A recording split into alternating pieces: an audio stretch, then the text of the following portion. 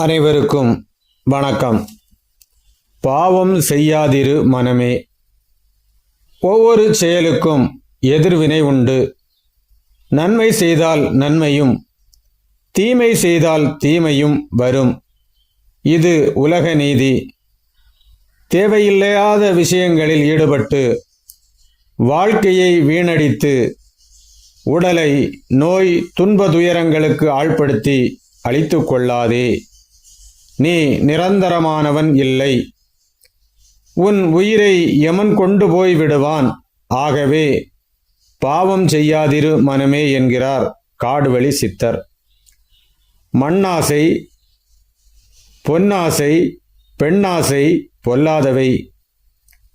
அழகிய பெண்களின் அழகில் மயங்கி விடாதே. கற்பு நெறி தவறாத பெண்களை பழித்து பேசாதே. சிவத்தின் மீது ஆசை கொண்டால் யமலோகம் போகாமல் சிவலோகம் போகலாம். இறைவனையே நாளும் தேடு. நல்லவரை பார்ப்பது, அவர்கள் பேச்சை கேட்பது, அவர்களுடன் நட்புறவு கொள்வது நல்லது. எந்த சூழ்நிலையிலும் நல்லோரை விலக்கிவிடாதே. நல்லோரை மாய வலையில் சிக்க வைக்காமல் குருவையும் திருவையும் நெஞ்சில் வாழ்த்தி வணங்கு. குருவின் வழி நடப்பது சிவ வழி நடப்பதாகும். சிவனை விரும்பு. பொய் சொல்லாதே. உன் நல்ல புத்தியை பொய்யான வழியில் பயன்படுத்தாதே. இறக்கும்போது உன் பாவ புண்ணியமே பின்தொடரும். உலகில் பிறப்பதற்கான நோக்கம் மோட்சம் அடைவது, அதாவது உடலை ஆன்மாவை விடுதலை பெறுவது ஆகும். காசிக்கு போனாலும் கங்கையில் நீராடினாலும் நீ செய்த பாவங்கள் போகாது. பாகற்காயை கங்கையில் கழுவினாலும் அதன் கசப்பு தன்மை நீங்காது. நீ செய்த நல்வினையும் செய்கின்ற தீய வினைகளும் எதிரொலியை காட்டாமல் மறையாது. ஆகவே எச்சரிக்கையுடன் வாழ கற்றுக்கொள். உலகம் முழுவதும் பொய்யாக நிரம்பி வாழ்ந்தாலும் நீ நேர்மையாக உன் கடமையை செய்து கொண்டே இரு.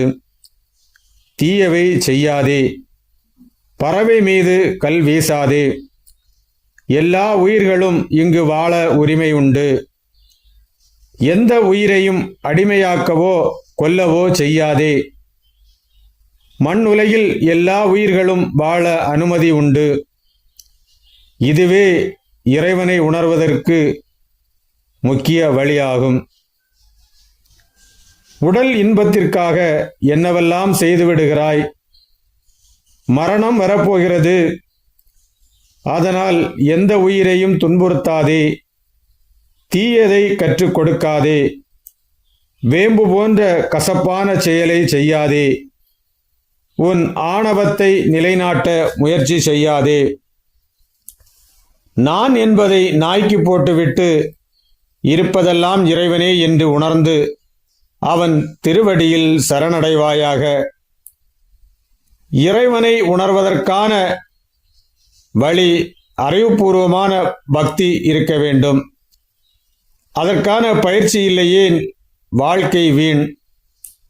கஞ்சா கள் குடிக்காதே. உயிரினங்களை அழித்து ஊன் உண்ணாதே. மரணமோ வெகு அருகில். உண்மையாகவும் நேர்மையாகவும் இருப்பது நல்லது.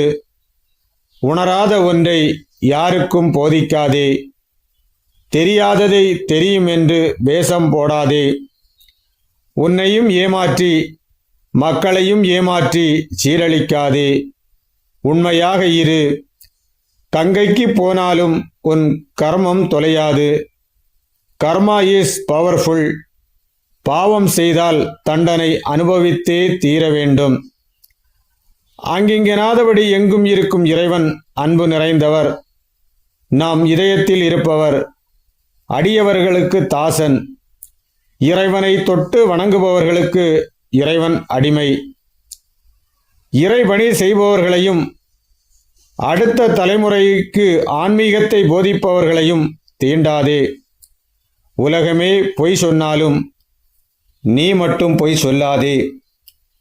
அன்பானவர்களே, நாம் செய்த பாவங்களே இதற்கு காரணம். ஆகவே மீண்டும் மீண்டும் பாவம் செய்யாமல் இருப்பது நல்லது. ஏனெனில் இறைவன் நமக்குள் இருந்து நாம் செய்கின்ற நல்லவை தீயவைகளை கவனித்துக் கொண்டிருக்கிறார் என்பதில் எந்தவித சந்தேகமும் இல்லை. நன்றி, வணக்கம்.